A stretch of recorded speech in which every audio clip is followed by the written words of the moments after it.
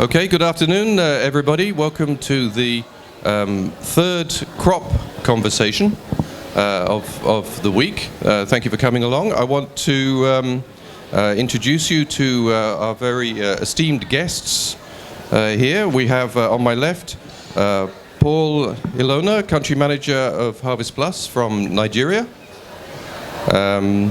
We have Busi Mazia Dixon, who's the Senior Scientist, Food Nutrition Science Laboratory at IITA, also in Nigeria. Stefan Dahan, Cassava Breeders Network Coordinator, SIAT in Vietnam. And Dominic Dafour, Food Science Specialist, International Center for Tropical Agriculture. So welcome. Thank you, everybody, for agreeing to do this thing today. I hope you all know what your question is. So the format here is I will introduce the topic, and then each of these world-renowned experts will be given one question that they have to address with a reasonably short answer.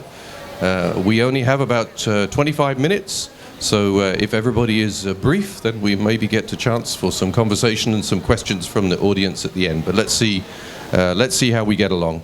So the topic is food and nutrition security. I forgot to introduce myself, I just realized, in case you all don't know who I am.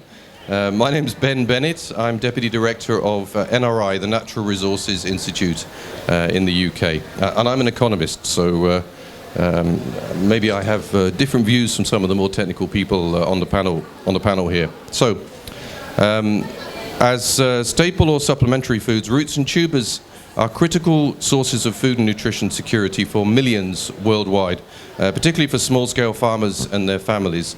Their main nutritional value lies in their ability to provide one of the cheapest sources of energy in the form of carbohydrates in developing countries.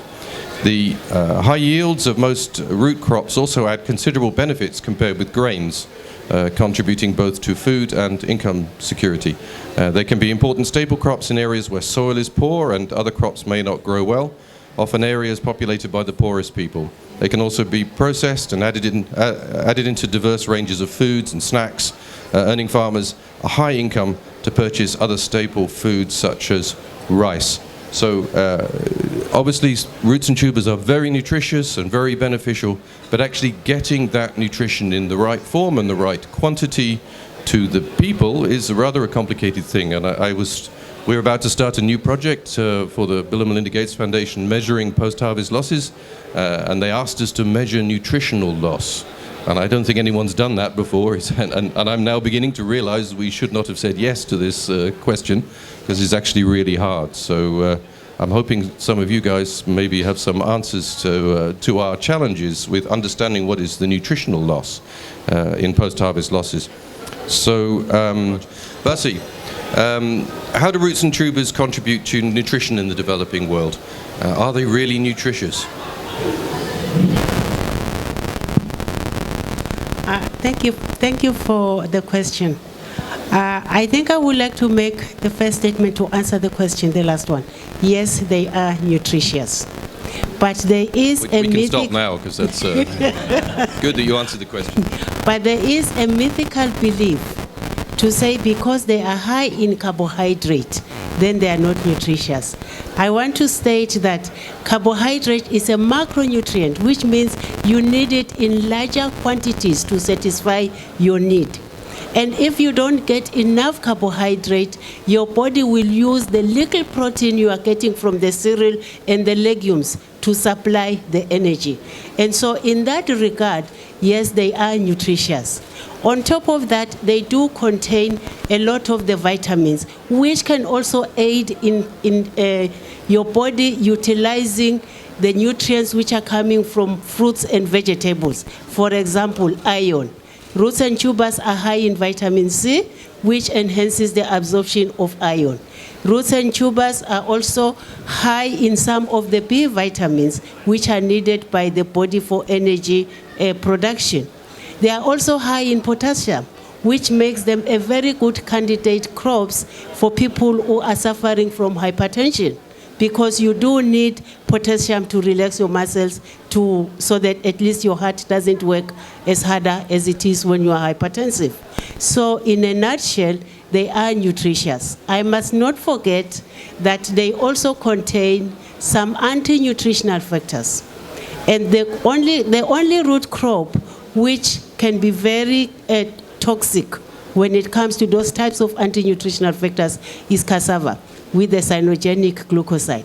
But we don't worry about this because if you process your cassava properly, almost everything is destroyed.